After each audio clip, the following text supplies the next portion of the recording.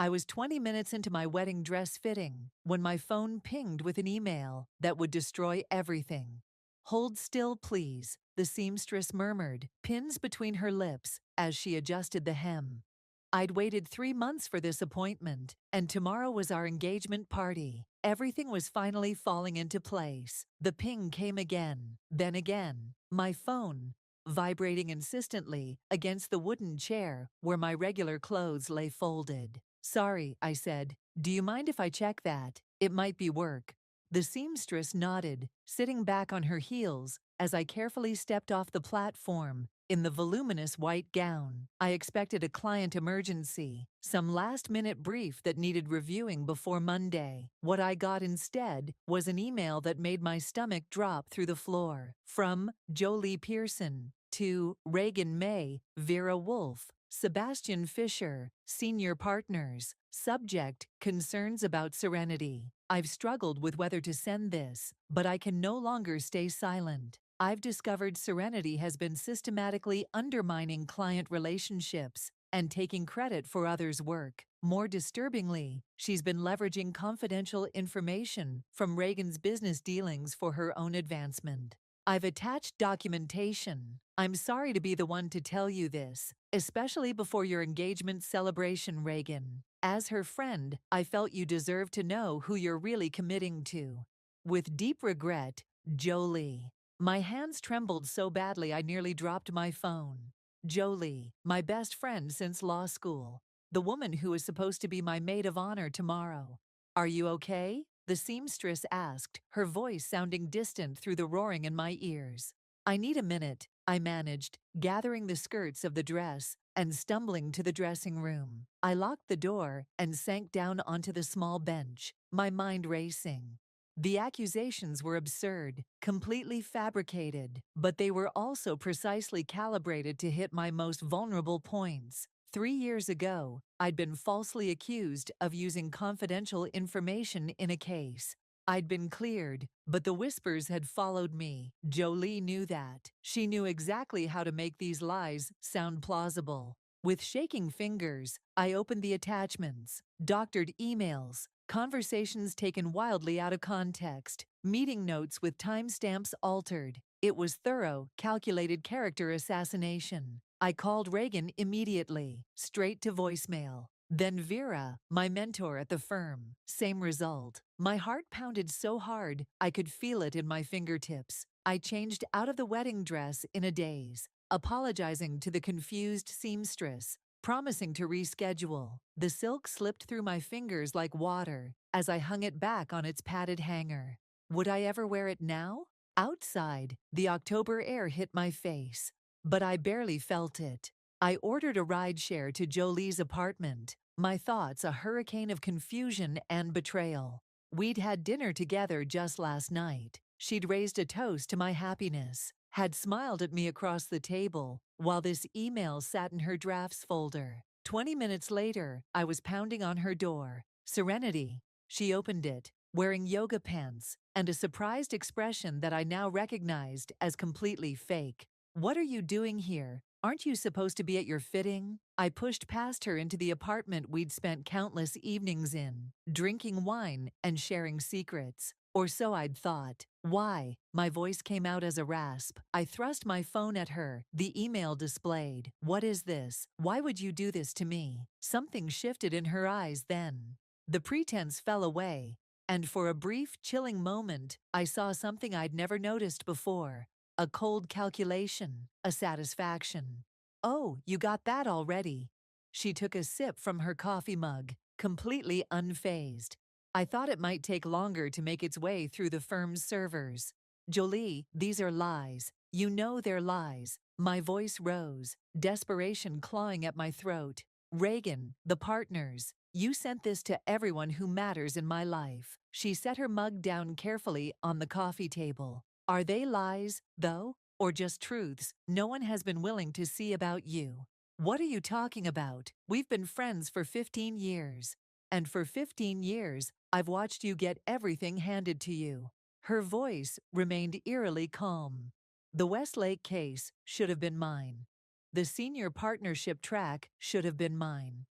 Reagan should have been mine. The room seemed to tilt sideways. Reagan, what does he have to do with this? Her smile then, I'll never forget it. Small, satisfied, victorious. He's already called me, you know. So confused, so hurt. Needed someone to talk to. She examined her manicured nails. I'll be there for him. I'm always there for everyone, aren't I? Reliable Jolie, the friend who never gets the spotlight. Tears burned in my eyes, but I refused to let them fall in front of her. You won't get away with this. I already have. She picked up her phone, showing me a text from Reagan. Can we meet? I don't know what to think right now. You should go, she said, walking to the door and opening it. You have an engagement party to salvage, if it's still happening. I walked out, numb with shock, her words echoing in my head. In the hallway, my phone buzzed with a call from Vera.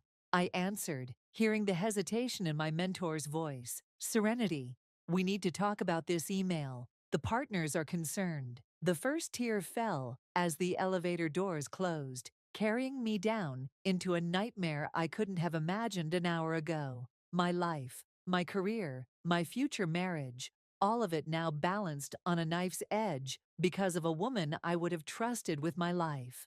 And I had no idea how to fight back. I spent the night in Reagan's arms, but the distance between us stretched wider than the Atlantic. He held me mechanically, his body rigid against mine. The engagement ring on my finger felt heavier than it had yesterday, a weight pulling me down rather than lifting me up. I don't understand how she could do this, I whispered into the darkness.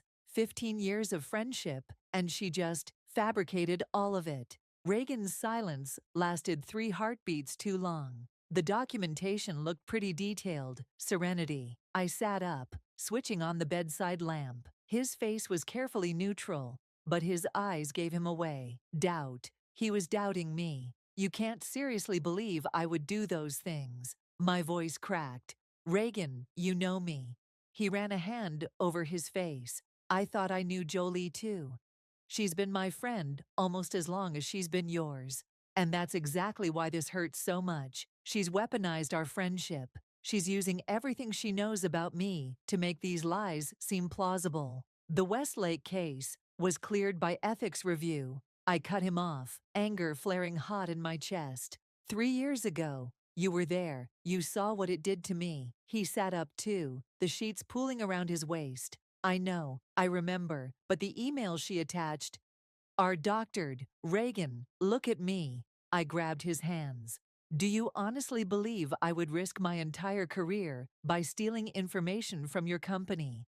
That I would betray you like that? His hesitation was brief, but unmistakable. It cut through me like a blade. I need some air, I said, throwing back the covers and grabbing my robe. In the living room, I paced, hugging myself against the chill that seemed to have settled permanently in my bones. Our engagement party was supposed to start in 14 hours. Guests would be flying in. Reagan's parents were already at their hotel downtown. And now this. My phone lit up with a text from Vera. Meeting with senior partners, scheduled for Monday morning. Be prepared to address these allegations directly. Monday, less than 48 hours to salvage my reputation and career. I sank onto the couch, head in my hands. How do you disprove a negative? How do you fight accusations designed specifically to exploit your past vulnerabilities? Serenity. Reagan stood in the doorway, looking exhausted. I'm sorry, this is just a lot to process. For you? I laughed bitterly. My best friend just tried to destroy my life, and my fiancé is questioning whether I'm a liar and a cheat. He came to sit beside me, leaving careful space between us. I'm not questioning you. I'm trying to understand what's happening. What's happening is that Jolie wants to take everything from me, including you. I told him what she'd said about him in her apartment. His face paled. We were never, years ago before you and I met, we went on 2 dates. It was nothing. The revelation hit me like a slap. You dated Jolie, and neither of you ever told me? It wasn't dating, really. Just coffee once dinner. There was no chemistry. We agreed to be friends. Apparently she didn't get that memo, I said, my mind racing. This changes everything. Don't you see? This isn't just professional jealousy. She's been carrying this for years.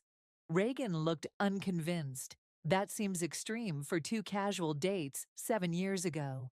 You don't know her like I do. I stood up, energy surging through me, despite my exhaustion. I need to check something. I went to my home office and dug through the bottom drawer of my desk, pulling out an old phone I'd kept as a backup. It still had all my data from 3 years ago. Before I'd upgraded, I charged it, waiting impatiently for it to boot up. When it finally came to life, I scrolled through old text conversations with Jolie, particularly around the time of the Westlake case accusations. What I found made my blood run cold.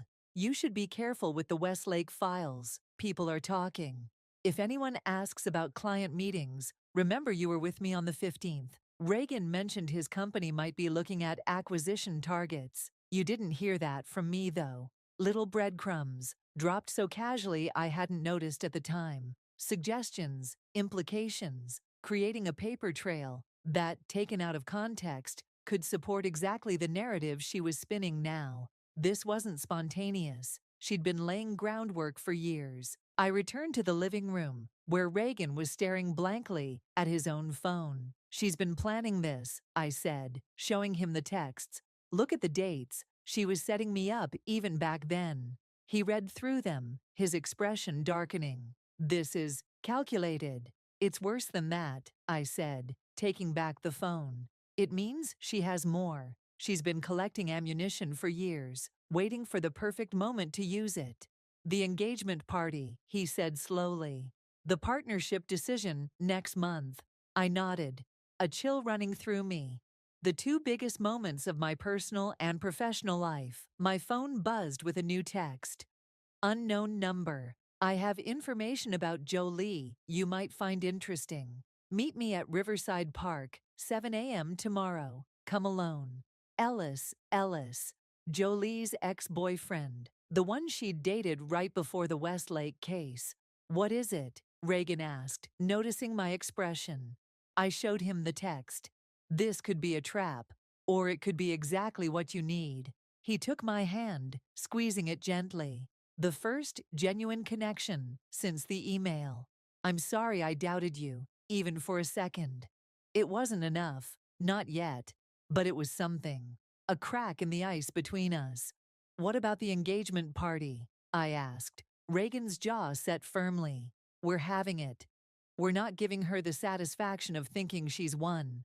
I leaned against him, exhaustion and determination warring within me. I need to meet Ellis. He might be the key to understanding what we're really dealing with, and to fighting back against a betrayal I was only beginning to comprehend. Riverside Park, at dawn, was deserted, except for a few dedicated joggers and one man sitting alone on a bench overlooking the Hudson. I recognized Ellis immediately, tall, with the same sharp jawline I remembered from photos in Jolie's apartment years ago. He watched me approach, his expression unreadable. You came, he said, standing as I reached him. No handshake offered, no pleasantries exchanged. Your text didn't leave much room for debate. The lack of sleep made my voice raspier than usual. What information do you have? Ellis gestured to the bench. When we sat, he maintained a careful distance, as if proximity to Jolie's former friend might be dangerous. She did the same thing to me, he said without preamble. Different method, same result. Complete character assassination. A jogger passed, headphones in, oblivious to the quiet devastation being discussed. What happened? I asked. 3 years ago, I was up for partner at my consulting firm. Jolie and I had been dating for 8 months. He stared out at the river. She started dropping hints to colleagues that I had gambling debts, that I'd shared confidential client information with her. None of it true. The timeline clicked into place. That was right before the Westlake case accusations against me. He nodded. I lost the partnership, then my job, then my apartment. She watched it all happen, offering sympathy while twisting the knife. Why would she do that to someone she was dating? Ellis finally looked at me directly. Because I broke up with her the week before. She'd been pushing for us to move in together, and I wasn't ready. She smiled, said she understood. 3 days later, my life imploded. My stomach twisted. And you think she's doing the same to me now? I know she is. It's a pattern. He pulled out his phone, scrolled through it. I've been watching her since what happened to me, collecting evidence. There have been others. He showed me screenshots, social media posts, news articles. 3 other people in our professional circle who'd experienced sudden, inexplicable falls from grace after crossing Jolie in some way. Why are you showing me this now? I asked, suspicion creeping in. It's been 3 years. Because she's escalating. The others were practice runs. You're different. His expression hardened. She's obsessed with your life, your success, your fiancé. Reagan told me they went on a couple of dates years ago. Ellis laughed bitterly. Is that what he said? They dated for 3 months. She was in love with him. When he ended it, she was devastated, but hid it completely. I think she's been waiting for the perfect moment to reclaim what she thinks should have been hers. The revelation hit me like a physical blow. Reagan had lied, or at least severely downplayed his history with Jolie. What else wasn't he telling me? I need proof, I said, standing abruptly. Not just stories. If I'm going to fight this, I need concrete evidence. That's why I contacted you. Ellis handed me a USB drive. Everything I've collected is on here, but be careful. Jolie has powerful friends, and she's very good at playing the victim. I pocketed the drive, my mind already racing with possibilities.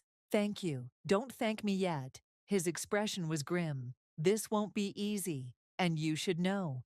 I tried confronting her directly once. She turned it against me so effectively, I almost believed her version myself. I left Ellis with a new number to contact me on, my thoughts churning as I headed straight to Vera's apartment. If anyone could help me navigate this professionally, it was my mentor. Vera answered the door in a silk robe, coffee already in hand. I was wondering when you'd show up. Her apartment was exactly what you'd expect from a senior partner. Tasteful, expensive, and meticulously organized. She led me to her home office without a word.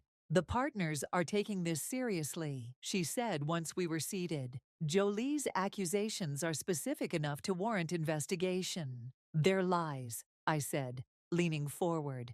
Calculated, deliberate lies, designed to destroy me at the most vulnerable moment in my career. Vera's expression remained neutral. I believe you, but belief isn't evidence, and the firm needs to protect itself. I have evidence that Jolie has done this before. I placed the USB drive on her desk, and I have texts showing she was trying to set me up years ago. She didn't touch the drive. Be very careful, Serenity. If you make counter-accusations without ironclad proof, you'll look desperate. So I'm just supposed to let her destroy everything I've worked for? No. Vera's voice softened slightly. You're supposed to be smarter than she is. Think like the lawyer you are. I slumped back in my chair. The engagement party is tonight. Half the firm will be there. Reagan's parents. Everyone will have seen that email. Then use it. Vera leaned forward, suddenly intense. Jolie will be watching for signs of your distress. Don't give her the satisfaction. You want me to pretend everything's fine? I want you to understand your opponent. Jolie expects you to either collapse or lash out. Either reaction serves her narrative. Vera stood, walking to her window. What she doesn't expect is for you to remain composed and strategic. I considered this, remembering Ellis's warning about confronting Jolie directly. The Monday meeting with the partners will proceed as scheduled, but how you conduct yourself tonight will set the tone. My phone buzzed, a text from Reagan. My parents want to have brunch, just us. Can you meet at Bellini's at 11? Perfect. An interrogation over mimosas was exactly what I needed today. I need to go, I told Vera, standing. Thank you for seeing me. At the door, Vera caught my arm. One more thing. Be careful with Reagan. I frowned. What do you mean? Jolie's been spending a lot of time at the firm lately, with Sebastian, with the senior partners. Her expression was unreadable. And with Reagan, more than you might realize. The ground seemed to shift beneath my feet again. Are you saying, I'm saying information is power, and you don't have all of it yet? She released my arm. Watch your back, Serenity. From every direction. I left her building with my mind reeling, clutching the USB drive like a lifeline. For the first time, I understood that this wasn't just about surviving Jolie's attack. It was about uncovering how deep the betrayal really went. Bellini's was Reagan's favorite brunch spot, all exposed brick and Edison bulbs. His parents were already seated when I arrived, their posture stiff as church pews. Margaret's smile tightened when she saw me, while Robert didn't bother smiling at all. Serenity, Margaret said, rising for the obligatory air kiss. You look tired. Long night, I replied, sliding into the seat beside Reagan. His hand found mine under the table, but his grip felt perfunctory. We were just discussing the party tonight, Robert said, studying his menu with unnecessary focus. Reagan mentioned there might be some workplace complications. I shot Reagan a look. He'd told them. Of course he had. Nothing that can't be handled, I said, reaching for water to soothe my suddenly dry throat. Darling, if there are problems at your firm, perhaps postponing would be sensible. Margaret's voice dripped with concern that didn't reach her eyes. No one would think less of you. That was exactly what they wanted. A quiet cancellation, a gentle withdrawal of their son from a potentially messy situation. The Mays had built their family reputation on appearances and propriety. The party's happening, I said firmly. This situation is temporary. Robert lowered his menu. Reagan tells us a colleague has made some serious allegations, something about misusing confidential information. Dad, Reagan warned. What? If she's going to be part of this family, we deserve to know what we're dealing with. I set down my water glass with deliberate care. What you're dealing with is a calculated attack from someone I trusted. The allegations are false. Of course, Margaret murmured, not sounding convinced at all. Though where there's smoke, Mom, Reagan interjected. I'm simply saying that perceptions matter, especially in your position, Reagan.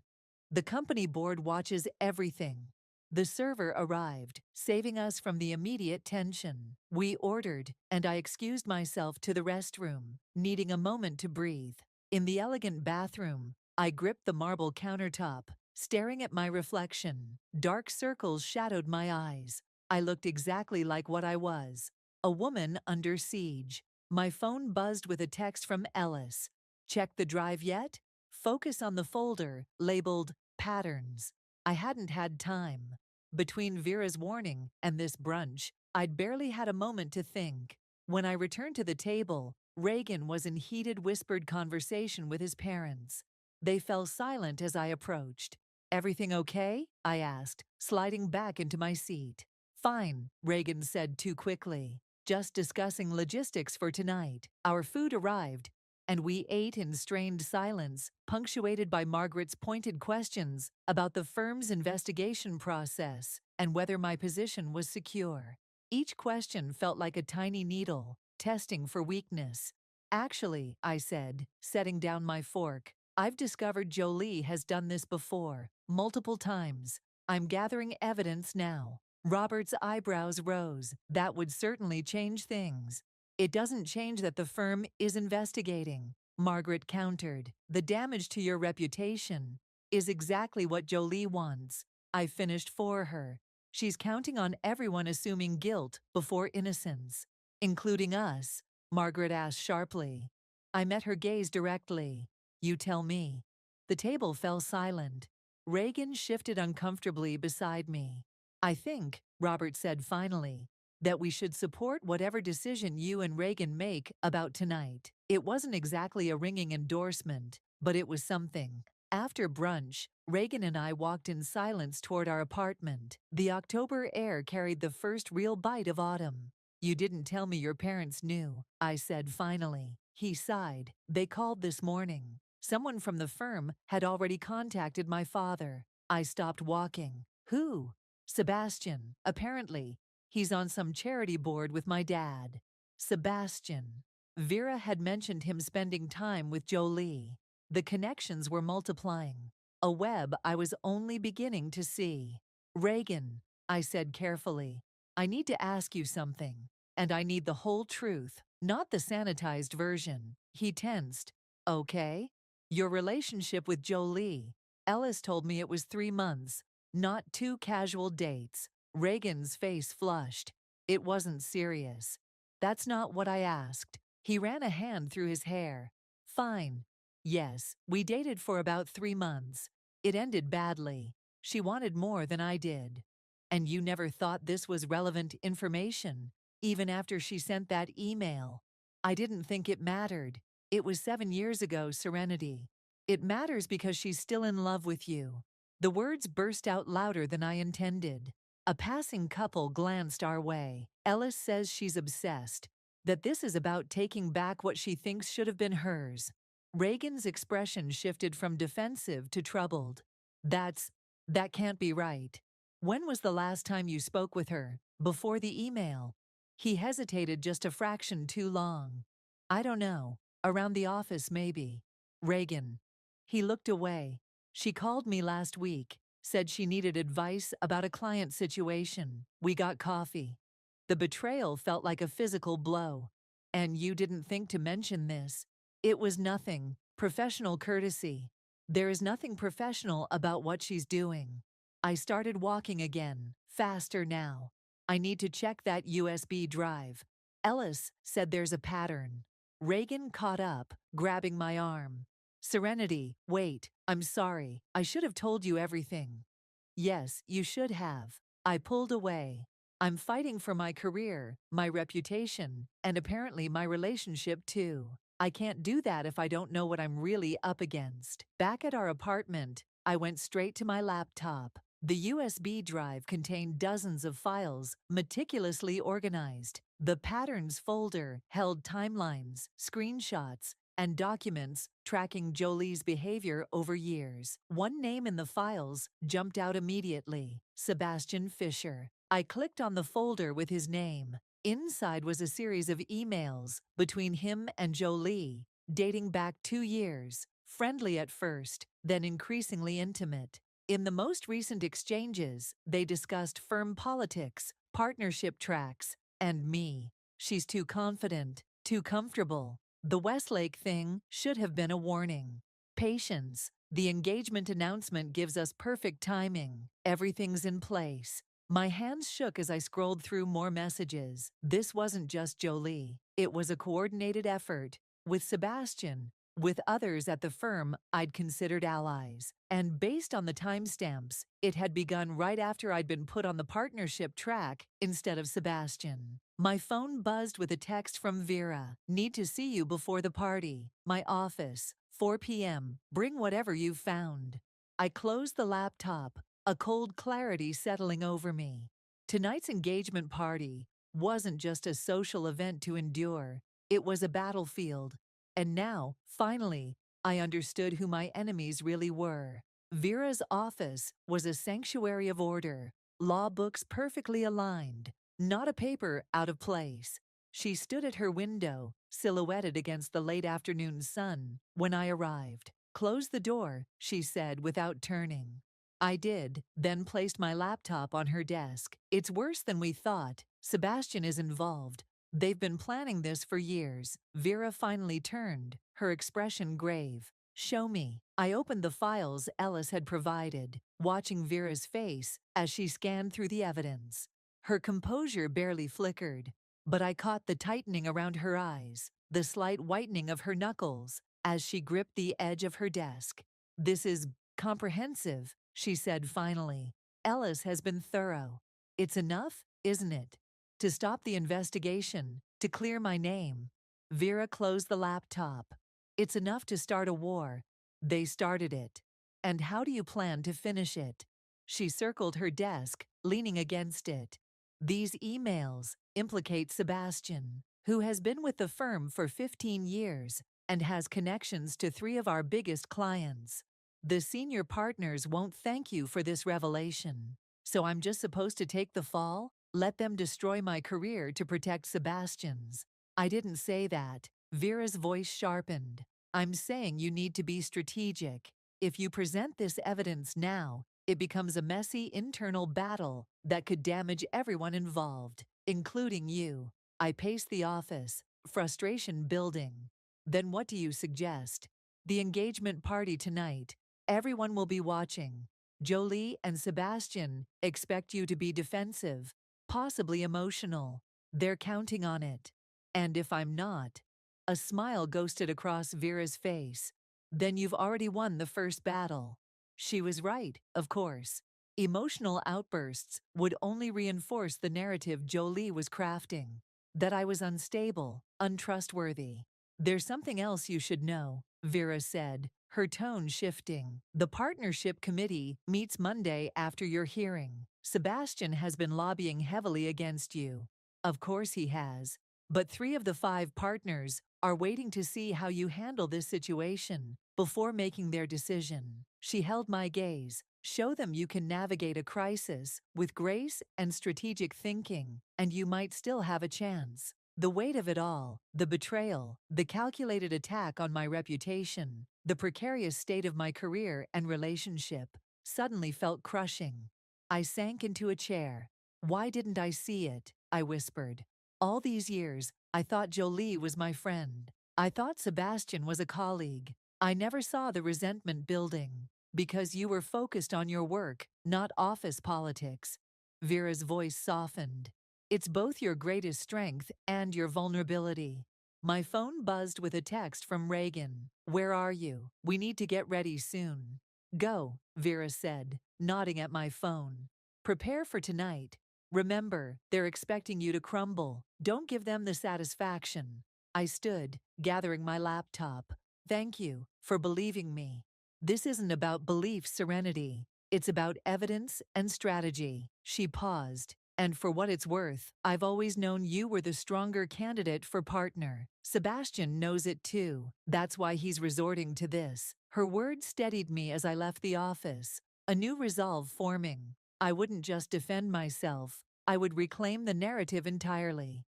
At home, Reagan was already dressed in his suit, pacing our living room. There you are, he said, relief evident in his voice. I was getting worried. I was with Vera. I set my laptop down carefully. I found evidence linking Sebastian to Jolie's plan. His eyebrows shot up. Sebastian, are you sure?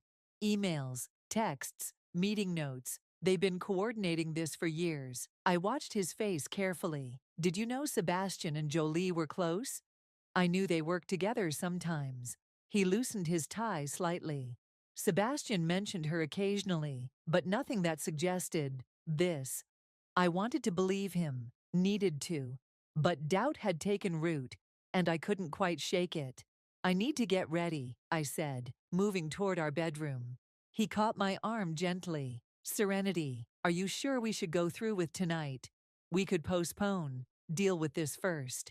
That's exactly what they want.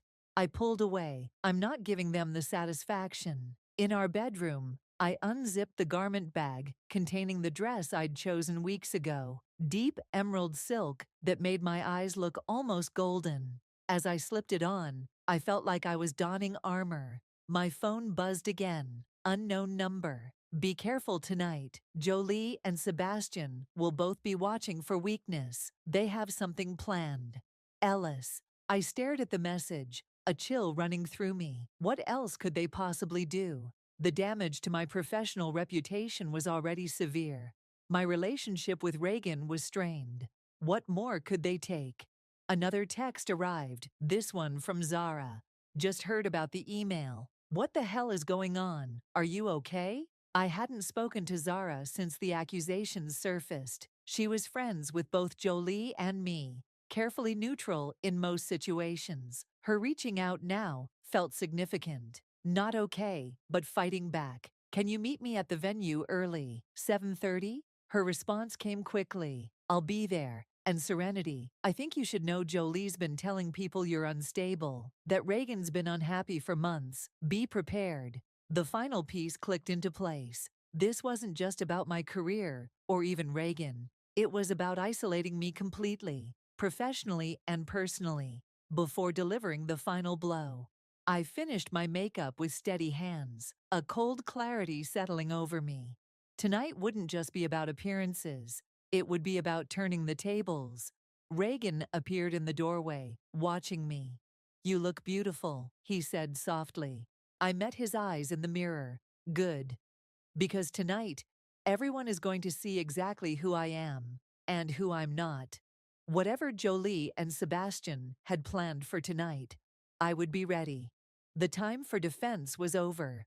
Now I was going on the offensive. The venue glowed with string lights and white roses, a perfect backdrop for celebration. From the outside, no one would guess the emotional minefield waiting within. I arrived early as planned, Reagan silent beside me as we walked through final preparations. "I'll check on the catering," he said, squeezing my hand before disappearing toward the kitchen. I found Zara waiting by the bar, elegant in midnight blue, concern etched across her face. "My God, Serenity," she said, embracing me. "This is insane. I've been trying to make sense of it since I heard. Join the club." I accepted the drink she offered. "How bad is it? What are people saying?" She hesitated, glancing around to ensure we were alone. "It's divided. Some people think it's completely out of character for you. Others, well, the Westlake case left lingering questions, and Jolie's been helpfully reminding everyone of those questions." "She's been strategic," Zara admitted. "Concerned comments here, sad looks there. Sebastian's been backing her up, talking about patterns of behavior they've supposedly noticed." I took a long sip of my drink. "And Reagan? What are they saying about us?" Her expression told me everything before she spoke. Jolie implied he's been unhappy, that he confided in her about problems between you two. She lowered her voice. "She told Amanda you've been controlling, that Reagan's been looking for a way out." The betrayal cut deep, even though I'd expected it. And people believe this? Some do. Others think it's suspicious timing. Zara studied my face. "What are you going to do?" Before I could answer, the first guests began arriving. Reagan reappeared at my side, his public smile firmly in place, as we greeted friends, colleagues, and family members. I felt their scrutiny like physical touch, searching glances, whispered conversations that stopped when I approached. An hour in, the room was filled with elegant dresses and tailored suits, champagne flowing freely. I'd maintained my composure through dozens of conversations, each one a careful dance around the elephant in the room. Reagan stayed close, his hand at the small of my back, but I felt the tension in his body. Then Jolie arrived. She wore white, not bridal white, but close enough to make the statement clear. Sebastian entered just behind her, his hand briefly touching her lower back, in a gesture of intimacy that confirmed everything Ellis's files had suggested. "Breathe," Zara whispered beside me. "Don't give her what she wants." Jolie made her way through the crowd, accepting hugs and kisses, playing the role of supportive friend perfectly. When she finally approached us, her smile was a masterpiece of sympathetic concern. "Serenity, Reagan," she said, embracing each of us. "I'm so glad you decided to go ahead with tonight." "Wouldn't have missed it," I replied, my voice steady, "especially since it gives me the chance to thank everyone who's shown their true colors this week." Her smile faltered slightly. "I can imagine how difficult this has been. If you need anything at all." "Actually," Reagan interrupted, his voice carrying just enough to draw attention from nearby guests, "we were hoping to speak with you privately, Jolie. And Sebastian, too, if he's available." I glanced at him, surprised. This wasn't part of our plan. "Of course," Jolie said smoothly, "though I'm not sure what Sebastian has to do with anything." "I think you do," I said quietly. "The terrace, in 5 minutes?" She nodded, her composure perfect, except for the slight tightening around her eyes. As she walked away, I turned to Reagan. "What are you doing?" "Ending this," he said firmly. "I'm tired of watching you suffer while they play games. We agreed to keep things civil tonight." That was before I saw her walk in wearing white, looking at you like she's already won. His jaw tightened. I've been too passive in all this. Not anymore. The determination in his voice should have reassured me. Instead, it triggered a warning bell. Reagan wasn't a confrontational person by nature. This sudden boldness felt rehearsed. On the terrace, the October night air carried a biting chill. Sebastian arrived first, drink in hand, his expression carefully neutral. "Quite the party," he said. "Though I'm surprised you went through with it, given the circumstances." The circumstances being the coordinated character assassination you and Jolie orchestrated. I kept my voice low, controlled. He didn't flinch. "That's a serious accusation. I have the emails, Sebastian, between you and Jolie, planning this for years." Something flickered across his face. Surprise, quickly masked. "I don't know what you think you have." "We have everything," Reagan cut in. "Every message, every meeting note. Ellis has been quite thorough." Sebastian's composure cracked. "Ellis, that unstable ex of Jolie's, you're trusting him." "We're trusting evidence," I said, "which the senior partners will see on Monday." The terrace door opened, and Jolie stepped out, her expression shifting as she registered the tension. "What's going on?" she asked, moving to stand near Sebastian. "They claim to have emails," Sebastian said tightly. "Between us, planning some conspiracy." Jolie's laugh sounded forced. "That's absurd. Sebastian and I barely know each other outside of work." "Stop lying," Reagan snapped with unexpected vehemence. "It's over, Jolie. The games, the manipulation, all of it." She stared at him, something raw and desperate flashing across her face. "Reagan, you don't understand. She's not who you think she is. Neither are you." He stepped closer to me, his arm sliding around my waist. "We're going to the partners on Monday with everything. Your career at the firm is finished." The threat hung in the air. For a moment, I thought Jolie might crumble. Her face paled, her hands trembled slightly. Then Sebastian touched her arm, and her expression hardened. "You should check your evidence more carefully," she said coldly. "You might find it's not as conclusive as you think." "What does that mean?" I demanded. Sebastian smiled thinly. "It means Ellis isn't the only one who's been collecting information." The terrace door opened again. Vera stepped out, her expression grave. "Serenity, I need to speak with you, now." "We're in the middle of something," Reagan began. "It can't wait." Vera's voice left no room for argument. "Your office has been searched. Files are missing. Confidential client information. Security footage shows you accessing the building at 2 a.m. last night." The world seemed to tilt beneath my feet. "That's impossible. I was home all night." "I was with her," Reagan insisted. Vera's gaze was piercing. "All night? You didn't leave at any point." Reagan hesitated, just a fraction of a second, but enough. "I went for a run early this morning, but Serenity was asleep." The pieces clicked together with sickening clarity. The sudden boldness, the eagerness to confront Jolie and Sebastian, the careful positioning as my defender. "You set me up," I whispered, stepping away from him. "All of you." Reagan reached for me. "Serenity, no. Don't touch me." I backed away, looking between the three of them. Jolie's satisfied smirk, Sebastian's calculated neutrality, and Reagan's desperate attempt at innocence. Vera moved to my side. "We should go. Now."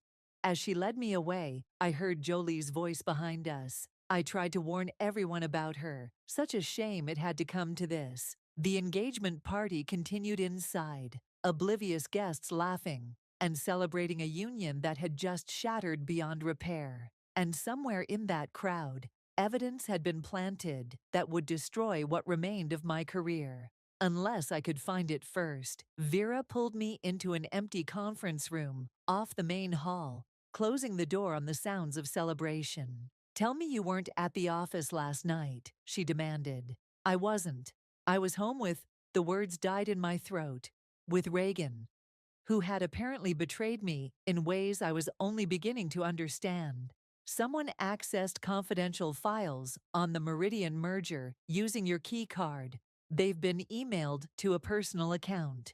Vera's voice was tight with urgency. The security footage shows someone who looks like you, but their face is never clearly visible. My mind raced. Reagan went out early this morning. He said he was running, but he was gone for nearly 2 hours. Could he have taken your key card? I closed my eyes, remembering. It's in my wallet, in my work bag, which was in our bedroom. Vera nodded grimly. They've created physical evidence to support Jolie's original accusations. It's elegant, I'll give them that. What do? We find proof it wasn't you. She checked her watch. Security keeps backup footage on a separate server. If we can get to it before they do, we need Ellis, I said, pulling out my phone. He knows how they operate. 10 minutes later, Ellis met us at the service entrance, his expression grim when I explained what had happened. They're escalating faster than I expected, he said. This isn't just about ruining your reputation anymore. This is criminal.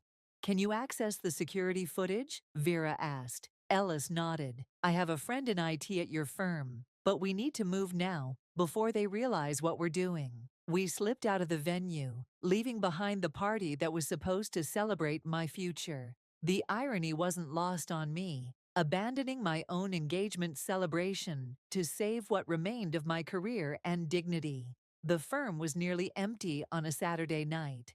Ellis's friend met us in the lobby, looking nervous but determined. The footage is already being reviewed by security, he told us, but I can get you access to the raw files before they're processed.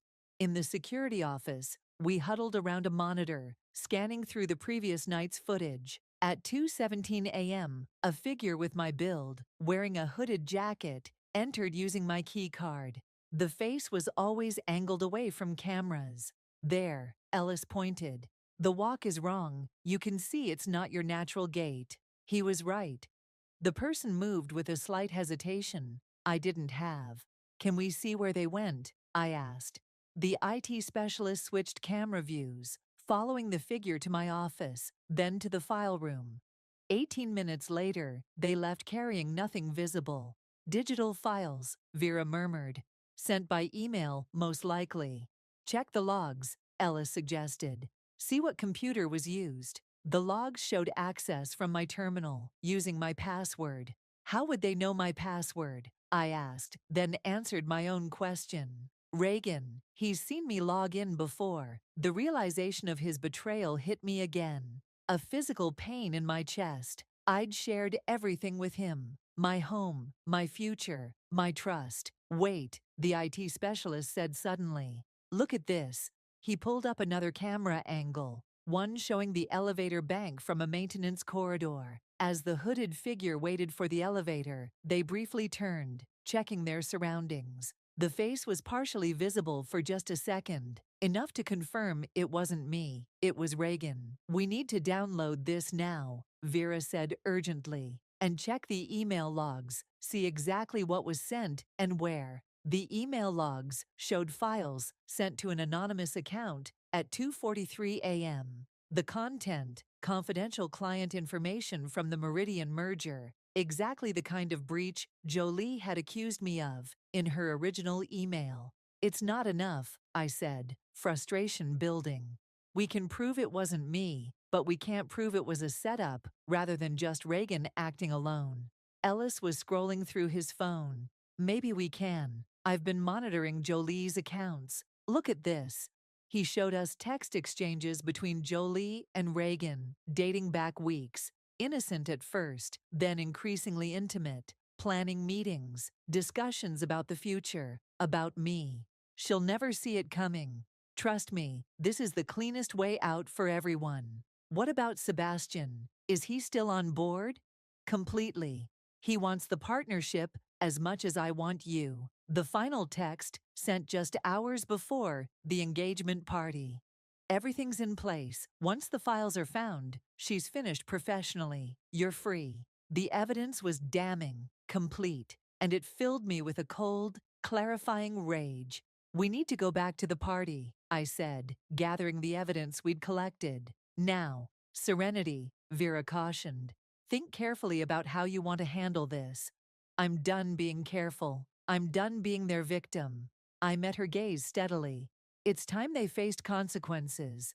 Back at the venue, the party continued, oblivious to the drama unfolding. I spotted Reagan immediately, deep in conversation with Sebastian, near the bar. Jolie stood nearby, champagne in hand, laughing with a senior partner. My entrance caused a ripple of awareness. Conversations paused, heads turned. I walked directly to the center of the room, Vera and Ellis flanking me. Reagan, I called, my voice carrying across the suddenly quieting room.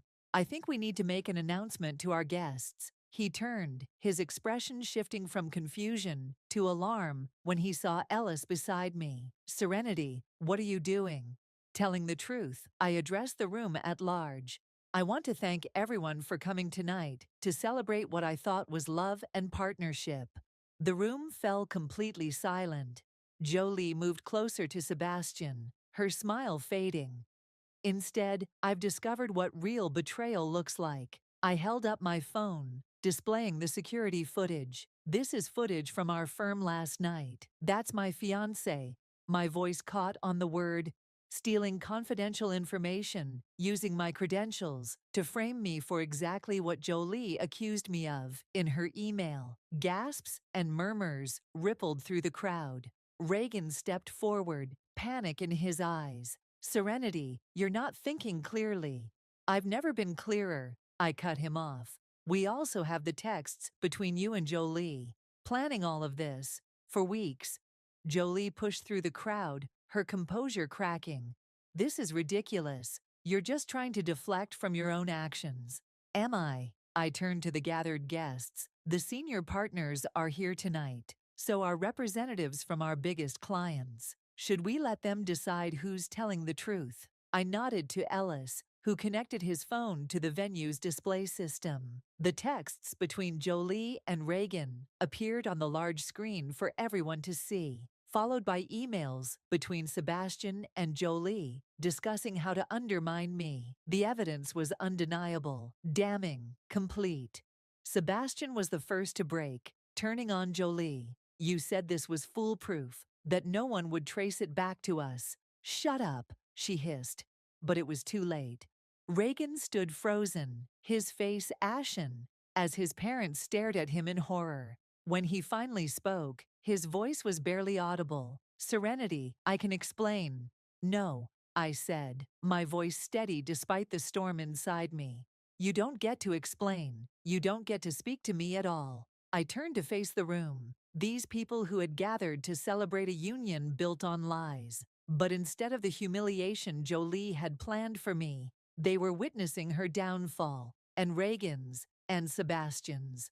The party's over, I announced, removing my engagement ring and placing it on a nearby table, in more ways than one. As I walked out, head high, I felt lighter than I had in days. The weight of betrayal remained, but something else had taken root alongside it. The certainty that I had reclaimed my truth, and with it, my power. Monday morning arrived with the crisp clarity that follows a storm. The firm's conference room, usually a place of strategy and negotiation, had been transformed into a tribunal. 5 senior partners sat along one side of the polished table, their expressions carefully neutral.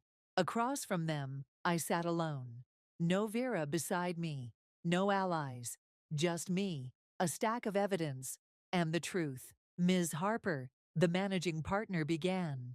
We've reviewed the material you submitted yesterday, and the incident at your engagement party has certainly raised questions about the original allegations against you. I nodded, keeping my expression composed, despite the churning in my stomach. I appreciate the opportunity to present my side.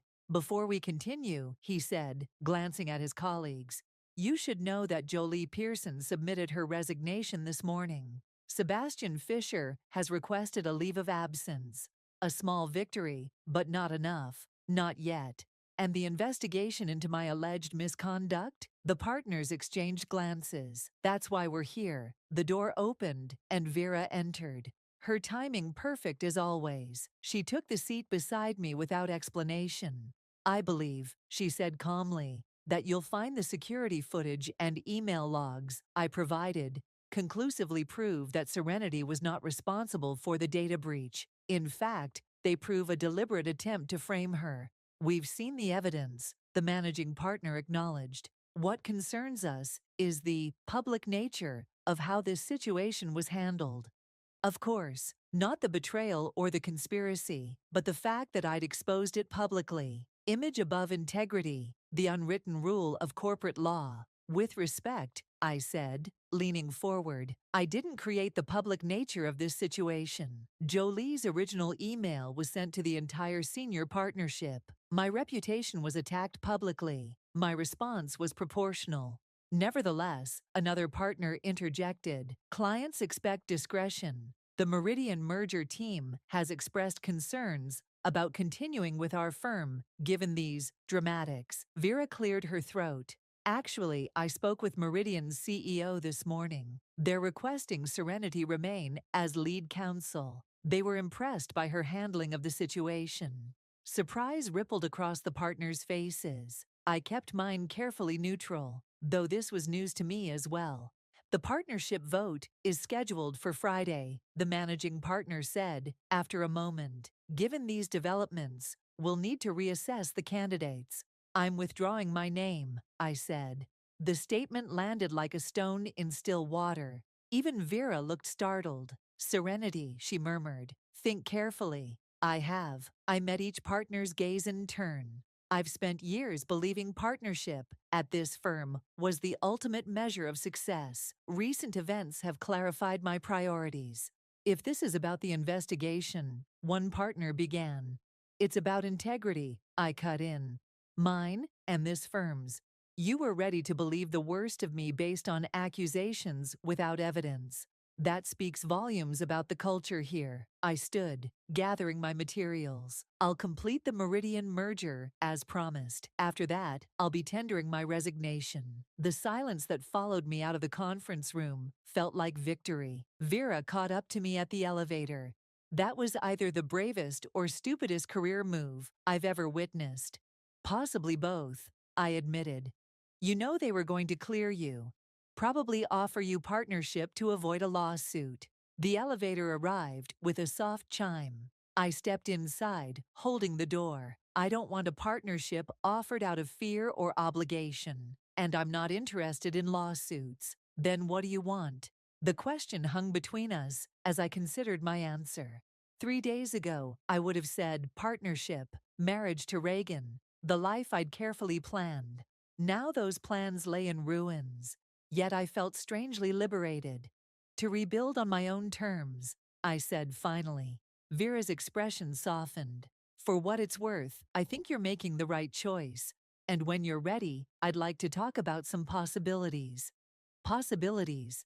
I've been considering starting my own practice, smaller, more selective, focused on clients who value integrity as much as results. She smiled slightly. I could use a partner with your particular combination of skill and backbone. The elevator doors began to close. I held them open a moment longer. I'll think about it. In my office, I found a small package on my desk. No note, no return address. Inside was a flash drive and a handwritten list of names and dates. Ellis's handwriting. The flash drive contained recordings, conversations between Jolie and various people she'd manipulated over the years, including one from 3 years ago, discussing how to frame me for the Westlake case breach. I sat back, a strange calm settling over me. This was power, not the kind that crushed others, but the kind that protected truth. I could destroy what remained of Jolie's career with this. Ensure she never practiced law again. Instead, I locked it in my desk drawer. Some weapons are more powerful unfired, held in reserve as protection rather than wielded for revenge. My phone buzzed with a text from Reagan. Please talk to me. I can explain everything. I deleted it without responding. Some betrayals move beyond explanation. Another text arrived, this one from Zara. Drinks tonight? No agenda, just support. I smiled slightly. Yes. Could use a friend right now. Her response came quickly. You've always had more than you realized. 7 p.m. at Marlowe's? As I typed my reply, Ellis called. Did you get the package? I did, thank you. What will you do with it? I considered the question carefully. Keep it safe. Use it only if necessary. Not going for the kill shot? He sounded surprised. Revenge would be satisfying, I admitted. But I'd rather focus on rebuilding than retribution. After we hung up, I stood at my office window, looking out at the city spread before me. 3 days ago, my world had imploded. My fiancé, my best friend, my carefully constructed future, all revealed as illusions. Yet here I stood, still breathing, still fighting, already envisioning new possibilities. My phone buzzed again. Vera. Partnership meeting just ended. They're scrambling. 3 clients have called asking specifically for you. Your position is stronger than you realize. I smiled at that. She was right, but not in the way she meant. My strength wasn't in leverage or negotiation tactics. It was in finally seeing clearly both the betrayal and the opportunity it created. The engagement ring Reagan had given me sat in my desk drawer, next to Ellis's flash drive. 2 symbols of paths not taken. I closed the drawer firmly. Some people spend their lives looking backward, nursing grievances and plotting revenge. Others move forward, carrying their scars as armor rather than anchors. I chose the latter, not because I'd forgotten the betrayal, but because I refused to let it define me. The woman who had received Jolie's email days ago would have crumbled under the weight of such deception. The woman I'd become would use it as foundation stones for something stronger, more authentic, something that was entirely mine.